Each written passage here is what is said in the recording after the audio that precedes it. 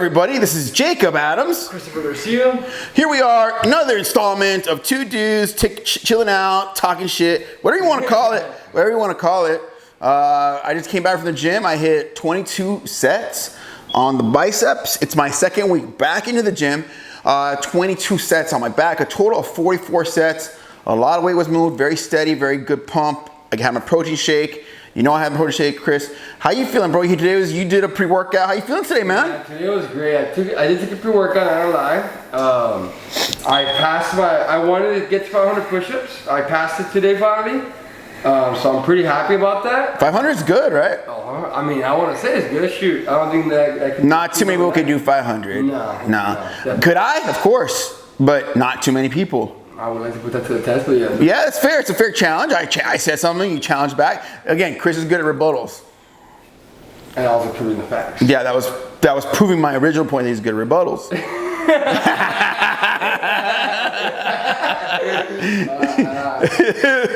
gotta let them have one or two. Yeah, everybody's gotta share the results. This is funny, man. But I don't think you can do 100%. Memorial Day was nice, right? We hung out, family, friends. Yeah, we hung out with Jacob Adams' family, that's true. Burgers. The burgers were legit. Thanks, shout out to Rudy and Michelle. Shout out to Rudy and Michelle. You know, my sister and her boyfriend, cool people, very cool. My mother, nice. Issa, and you know, awesome too. That was great, very chill. One bottle of wine between friends. It's almost like, just like to honor the fallen soldiers, right? Yeah. Like just one glass of wine, boom. Yeah, for sure. Nothing fancy. It was a really nice Memorial Day. I didn't clear my family, but then again, my family didn't really go hardcore in it. So I was kind of happy that, you know, Jacob did invite me with his family. Well, Fernando was at the beach, no? Yeah, Fernando was at the beach. My other brother, I don't know. We gotta send him this video, right? Because we mentioned him. Once it's done. We gave him a little shout out. But yeah, I mean, I had a good time. And the whole point what I saw there is like, hey, you know, it's like Memorial Day can be celebrated, and you don't have to get all crazy, right? You can just have a good time with family, you know. The thunder was really, now that was the crazy part of the night, probably the thunder. It was more than the usual that we're used to here. That's for sure. It lasted about 3 hours, I want to say. I didn't get to sleep till 5 in the morning. I believe God is letting people know that he's responsible for everything that we're witnessing. Like, it's kind of his way of saying, everything you're witnessing, let's not forget who runs the show. That's the emotional feeling I get, because who can control thunder? Well, nobody. God.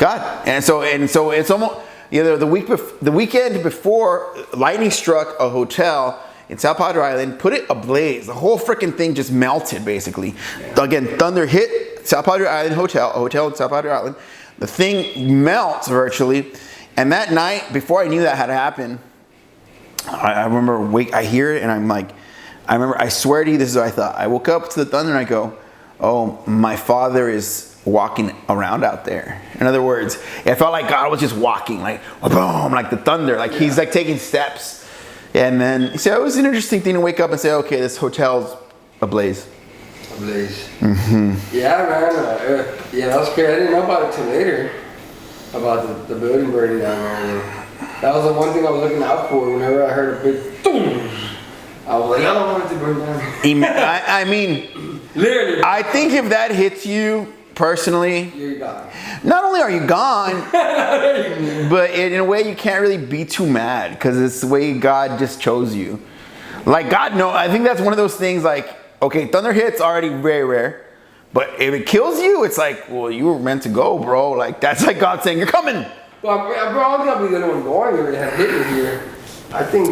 The most popular thing in the world, thunder's gonna hit you. Remember growing up, people would talk shit. You'd be like, bro, don't be surprised if thunder just hits you. Because it's, in other words, we knew, like, that's kind of like everyone knows, bro. It's something about thunder struck you and killed you. It's like that. Basically, you can't even get mad. That's like, bro, God wanted to get you. Like, that's a choice. Like, he's like, you're coming. Him right there, he's coming with me.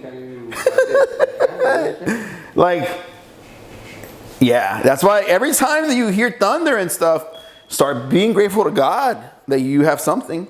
hey God, I'm grateful for this breath. I'm grateful for my I food. remember I prayed, and I prayed a lot more deep than the usual prayer I do, which I learned I need to start being more deep with my prayer, rather than just the usual, looking at it like if it's just a routine. You know, I realized yesterday you have to get deep with God and really actually pray out of your heart and not just make it a routine. Oh, let me say some stuff. No, you gotta actually pray from your heart and mean what you say. Yeah. That's one thing that I learned for sure. Yeah. Yeah. That's cool, man. I mean, that's very respectful, Chris, because, like, I often say, there was last year I met somebody and they were like, they could say they were not the best type of person on the outside. They had, debatable or controversial ways of living, but they had like a little place where they kind of gave reverence to God, right? And I think that kind of shows that sometimes sinners, in a way, or people that the church calls sinners, sometimes they're the most sincere in their approach to God, because, in other words, they're already living a life of sin. They already know. They kind of already know. You know what I mean? But in a way, they say, I can't give up on God. Does that make any sense? Yeah, of course. So, and sometimes people that say, hey, I'm always with God. I'm always with God. In a way, sometimes it's harder to believe, because it's like the confidence is so high that why talk about it? If it's in your heart, why speak about it? It's almost like sometimes the things that you truly believe, you don't always speak about with such trying to prove it. One thing I liked about NF's new song, right? NF, shout out to NF. He goes, I went to church, I learned to get closer to God. I also learned to judge. That was one thing that I saw that I know that a lot of people do in church, they judge. And the only one that can judge is God.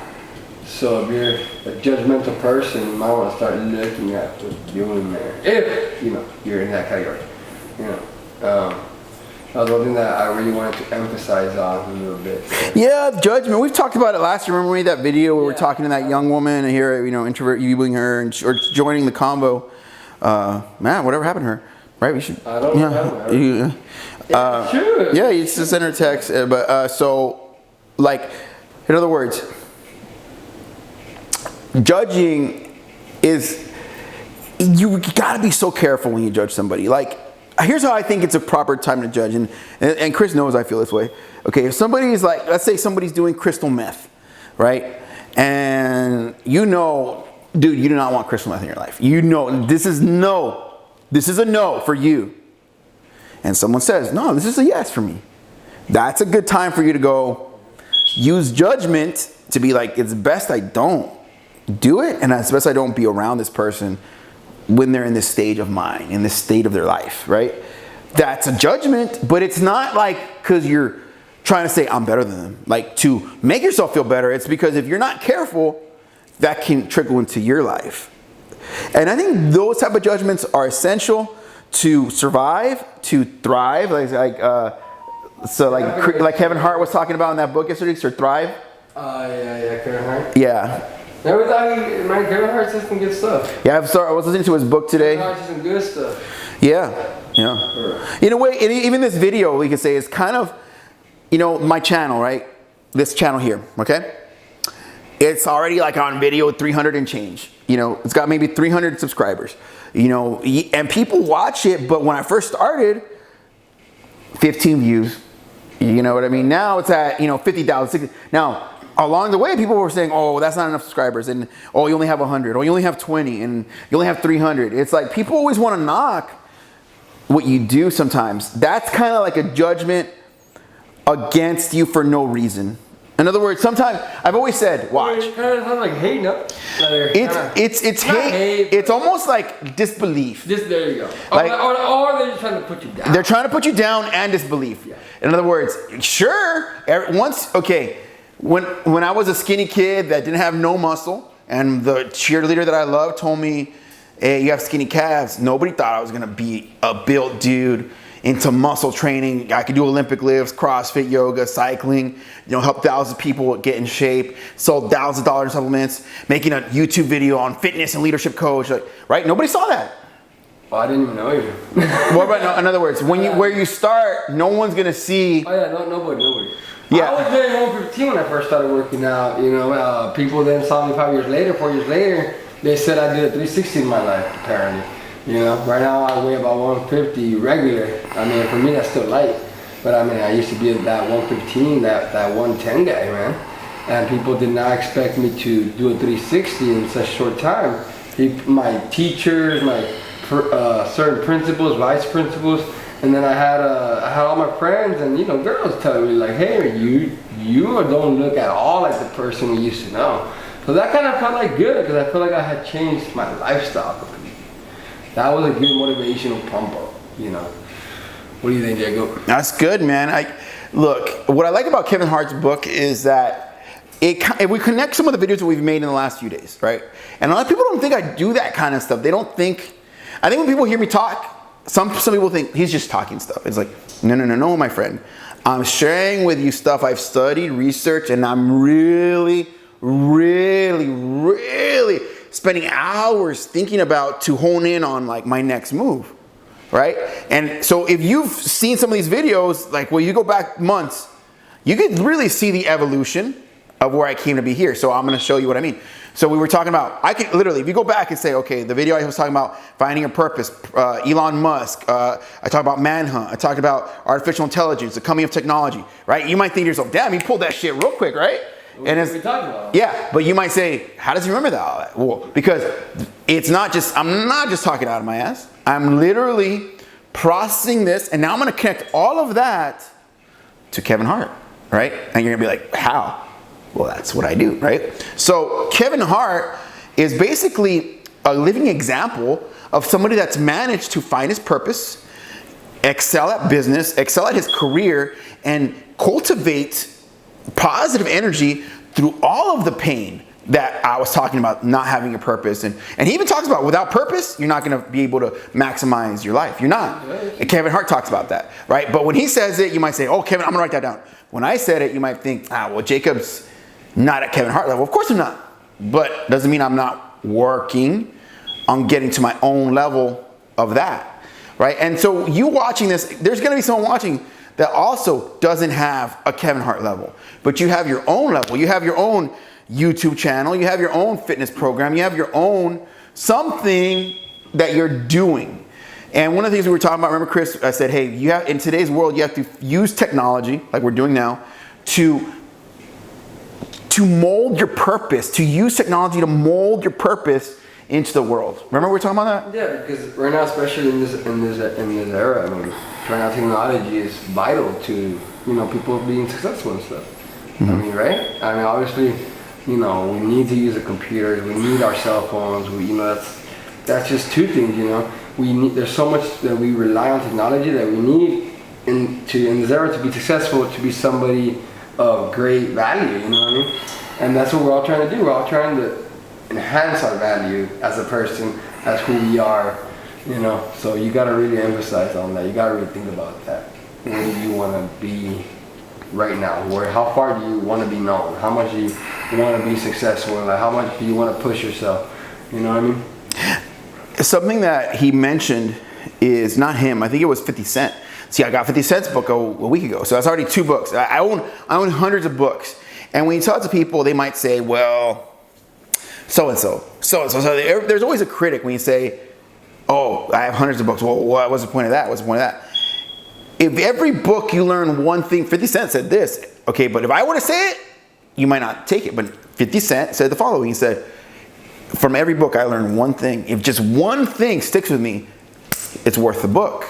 And I agree with that. And there's books that I've gone in and out and studied, and where it's meditation or The Warrior's Way or just countless books. And it's like, or Alpha God, or I'm saying there's countless books. But if they help you, like say a situation, you might not use it every second of every day. But you know what? When the opportunity comes up, the situation comes up, and you're like, I remember from this book. You're able to, in that moment, instead of just your own experience, go for it, have your own experience. At the same time, with a book, you're armed with another, like a whole library of research right here. And it's just taking up this little space, a little cell in your brain. The opportunity comes up, and you're just like, right? That's the power of a book. And the name for that is Arbitrage In other words, for $10, you can gain access to what it took someone a lifetime to develop, to philosophize, to put together. I'm gonna say that again because it's very important. Okay, it's called arbitrage. And so for $10, meaning, or $20 with the cost of a book, it's very affordable these days. You can basically access, for such a low price, what it took someone thousands of dollars, millions of dollars to acquire and put down. Does that make sense, Chris? No, yeah, definitely. What's your thoughts on arbitrage and using books as a technology like that? I think books have always been very important. people have disregarded, reading a book because, they just either get lazy about it or they just don't want to, read a book, period. But really, books, I used to read a lot of books, man, and that was some good knowledge I got, just reading different style books. Of course, I'm not trying to say read Goosebumps, right? No, they were a good place to start. I read those when I was a kid. Yeah, I was kind of like, yeah, you're a kid, but I'm saying, like, if you're an adult, come on, we can pass that. Imagine if I was an adult reading Goosebumps. You're right, you think it's ridiculous, right? It's stupid. Exactly. Unless you're I don't want to say that directly, right? But unless you're a teacher, you're working with kids. Yeah. Or you're really into, maybe you're a writer and you're getting ideas to write your own child's book. Oh, there you go. That's a good reason too. No, actually, when I remember in English and writing, What do we? I always came out commending, or I always, when I took my test. But I think it all was thankful to me for reading so many books. I remember it was called ACT, but I was actually punished. I was in this class called ACT. It was for literally the worst 5% in Catholic middle school, and I was considered one of the worst 5%. And apparently they put me in this class where they give you off-task papers for any little thing that you do wrong. You cross your feet, off-task paper. You don't raise your hand to speak, off-task paper. And then what's the point of the off-task papers? They're just little like 3 plus 3, 4 plus 7, little dumb things. But it's just that the thing was, when I did these off-task papers, I didn't know after a while they piled up. They really do pile up. And I remember staying there one time till nighttime in this class till 8 o'clock, and I was so furious and mad. But at the end of the day, that class was the one that taught me to read a lot of books. And that's where I feel like I got all my knowledge for reading and writing, to be able to write the way I wanted to write, because I understood you have to, pause after the comma, pause after the period, new sentence. So all that stuff was really helpful for me. Exclamation marks, question marks, how to read that correctly, how to say it correctly. So that really helped me out a lot. And I really think reading books is vital. It's really vital. Vital to success, vital to being a better version of who you are yourself. Fair enough, man. I think that you giving the acknowledgement to the school, I think that was a breakthrough for, like, to say what you just said. Thousands upon thousands of dollars were spent in research. What class do we put together? What book do we use? Think about it. The textbooks you were using in that class. Thousands of, like I say, hey, we're going to need $20,000 for the books alone. We're going to need another $20,000 for the teacher. We're going to need, and the research before that. Think about it. For you to say what he just said, it took thousands and maybe $1 million to say what he just said about the commas. You understand what I'm saying, right? Yeah, definitely. That was a breakthrough. And Chris, a lot of times, what's interesting about what we do as we've done in coaching. A lot of people think about coaching. You said some people think. You said you once worked with someone and they thought coaching or fitness or personal training was a sham or like bullshit, right? Yeah. And I think that comes from dealing with people that don't really take the craft of coaching to a seriousness. And I've said this many times before. In other words, why would I make a channel on evolution training if I didn't take it serious? Why would I spend money on advertising if I didn't take it serious? Why would I buy supplements if I didn't take it serious? Why would I spend hour upon hour at the gym if I didn't take it serious? Obviously, it's because I believe there's a value to it, and I've taken the time to learn how to do it better and better every single year, right? And so the value comes from all of the research and implementation to get someone from point A to point B. But obviously, some people believe that is impossible, to go from point A to point B to point C.